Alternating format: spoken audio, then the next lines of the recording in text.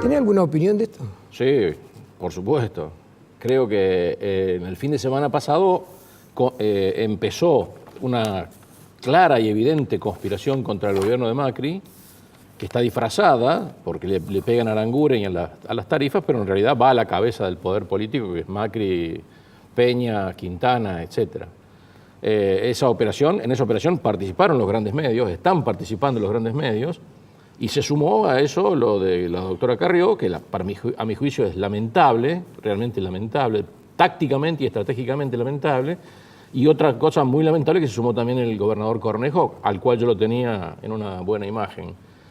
Todos considerando de que justo ahora, que las encuestas están dando mal, o peor, digamos, un poco peor para el presidente Macri, no dan mal. Digamos, Macri es el que mejor está y el gobierno es el que mejor está respecto al resto, pero tampoco está bien.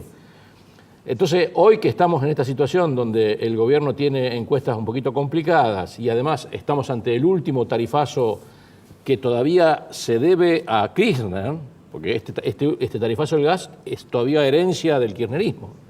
Los que va a haber a futuro son propios del macrismo, pero hasta ahora tenemos todavía tarifazos de herencia del kirchnerismo. Bueno, entonces armaron una conspiración para roerle el poder a Macri, porque no quieren que gobierne solo. Y además, yo personalmente creo y estoy convencido que también están preocupados por el hecho de que el presidente Macri, vaya a decidir las tres fórmulas ganadoras del 2019, al cual el resto de la oposición y prácticamente Cambiemos no tiene con qué darle, que son las tres fórmulas de la provincia de Buenos Aires, la de la Capital Federal y la del Nacional. O sea, yo creo que hay una evidente conspiración tardía, completamente tardía, porque tarifazos hay hace 2 años y pico que hay tarifazos, completamente oportunista, de todo punto de vista oportunista, porque justo ahora lo van a hacer, porque creen que el gobierno está en falsa escuadra, digamos, como dice el tango. En realidad no va a pasar nada. Yo creo que hoy no lograron el quórum, les va a costar mucho lograr el quórum y creo que el gobierno no va a ceder en eso, porque sabe el gobierno que el laburo que tuvo que hacer para ajustar las tarifas públicas atrasadas fue terrible. Y tirarlo por la borda justo ahora sería realmente una especie de crimen de lesa economía, digamos, ¿no? Porque ahora que estamos mejorando la situación económica desde el punto de vista fiscal, ahora que podemos controlar el tipo de cambio, que podemos dejar de traer deuda externa en dólares y podemos acomodar la economía para que a partir de mayo tengamos una inflación más baja, justo ahora estos muchachos como Cornejo y Carrió se despiertan y dicen, oh, ¿qué tal si capitalizamos políticamente esta falla del presidente Macri? Peguémosle a Aranguren. Escúchame, le están pegando claramente al presidente Macri. Sí. O sea, yo creo que es un error garrafal. Personalmente espero que el gobierno de Cambiemos se mantenga en sus 13, que no le dé ni tronco de bola, como decimos en el campo, y que se mantenga en esta actual política, que a partir del 5 de marzo, a mi juicio, ha cambiado sustantivamente y que va a dar resultados antiinflacionarios claros y evidentes a partir de mayo. Que por supuesto no los puede dar ahora, porque ¿qué estamos haciendo ahora? ¿Qué estamos haciendo desde diciembre a abril? Estamos pagando la factura del triunfo electoral que el año pasado se consiguió atrasando el tipo de cambio y demorando los ajustes de tarifa pública entre abril y octubre. Porque esta inflación que estamos viviendo de diciembre a abril es la misma que teníamos que haber vivido de abril hasta octubre del año pasado. ¿Por qué no la vivimos? Y porque el gobierno decidió atrasar las tarifas públicas, postergar los aumentos, atrasar el tipo de cambio y con eso ganó las elecciones. Al más puro estilo populista, como bien decías vos. Sí, sí. De eso no cabe ninguna duda.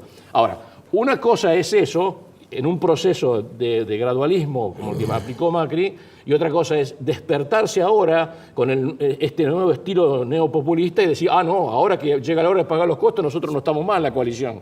Ahora el problema es que Macri tiene a Aranguren que le hace meter la pata. Oh, mirá qué lindo. Es realmente un ejemplo de republicanismo. Me gustaría hacer una pequeña acotación y después hacerte una pregunta sobre este mismo tema. ¿Cómo lo ves vos? Primero, yo cada vez estoy más convencido que la doctora Carrió sufre de una egolatría y un narcisismo espantoso.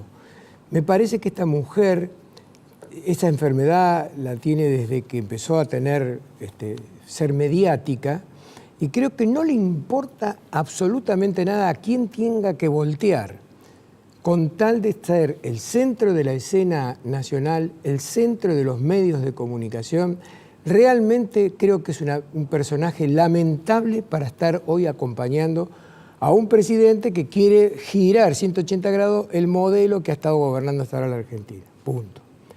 Respecto a lo que vos decís...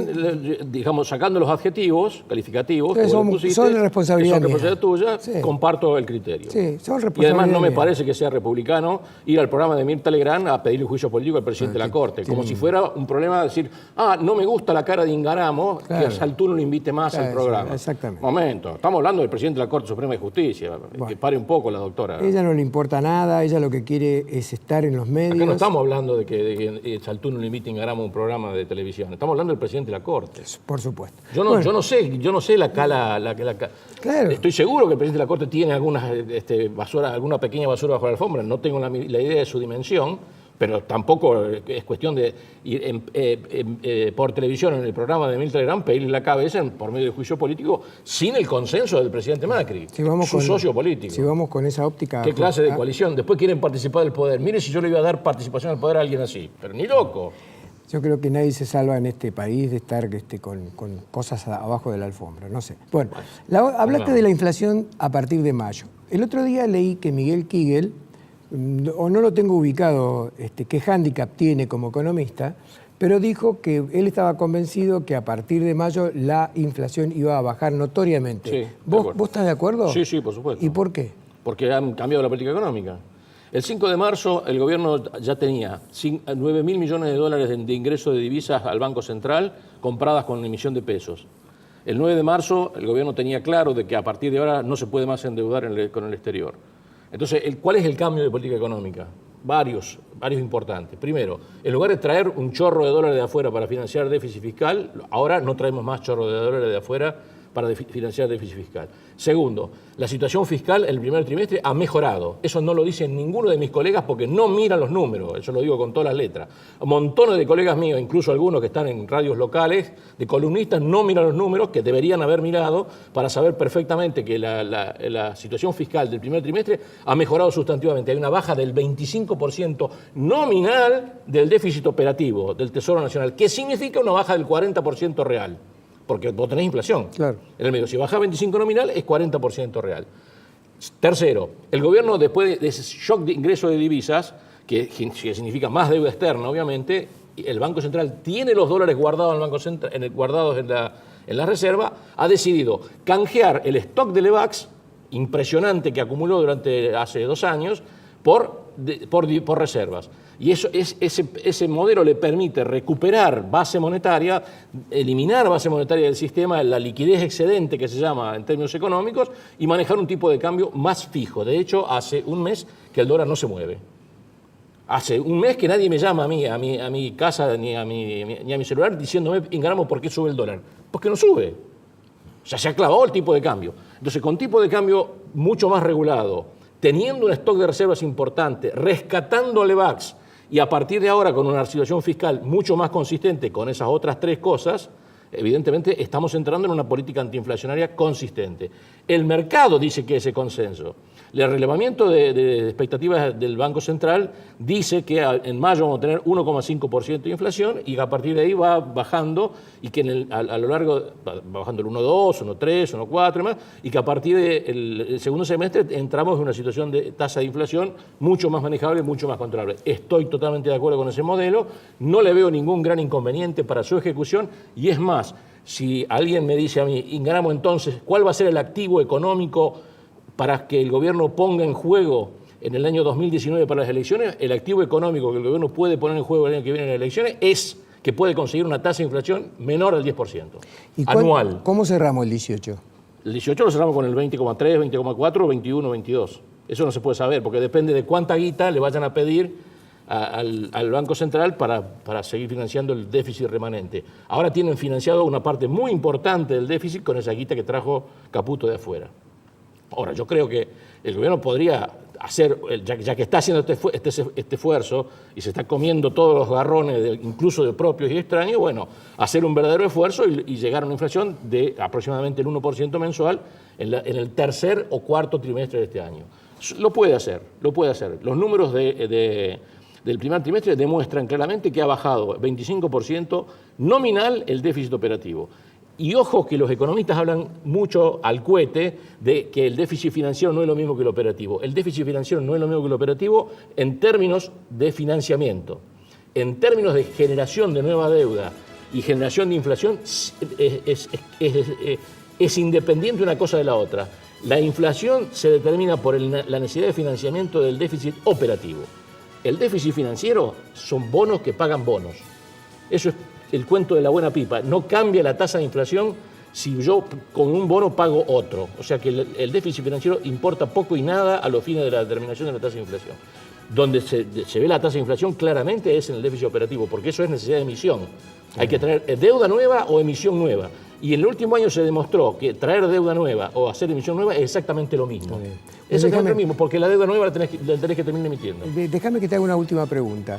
Aunque me están poniendo la música y me avisaron que se terminó el bloque, bueno, pero creo que uno de los invitados no va a venir y por lo tanto podemos estirarnos 2 minutos más con Jorge Ingaramo. Lo que vos acabás de describir como una mejora en la economía argentina, ¿alcanza para que entren las inversiones? Bueno, inversiones hay, digamos... No, las inversiones grandes, gordas, fuertes que podrían entrar del extranjero. A esa me refiero. Bueno, eso yo creo que van a venir en el segundo periodo de Macri. En el primero yo creo que primero tenemos la construcción que está reactivada, que hay inversión, hay mucha importación de bienes de capital, que también es inversión. El año pasado creció 11% la inversión total, con un producto que creció al 3, al 2,5, al 2,9. Así que, y muchos sectores industriales tienen capacidad ociosa. O sea que por ahora inversiones. El campo invirtió mucho el año pasado, este año no va a poder invertir porque la seca. O sea, yo diría que la inversión que hubo hasta ahora, que fue construcción, obras públicas, el campo, algo de energías limpias y algunos segmentos industriales, se va a hacer una inversión masiva si el gobierno gana las elecciones del año que viene, y yo creo, como van, y si no nadie les tuerce el brazo, las va a ganar caminando, porque francamente del otro lado no hay absolutamente nada, y yo creo que el grueso de los inversores externos están deseando que el gobierno acelere el paso con el ajuste fiscal y reduzca la tasa de inflación. Y eso les va a traer inversión, sin ninguna duda. Y ese es el único mecanismo posible para que haya inversiones genuinas. Porque lo otro, fogonearla como se fogoneó el año pasado con inversión pública, tiene la consecuencia que estamos viendo ante los ojos. Muy bien.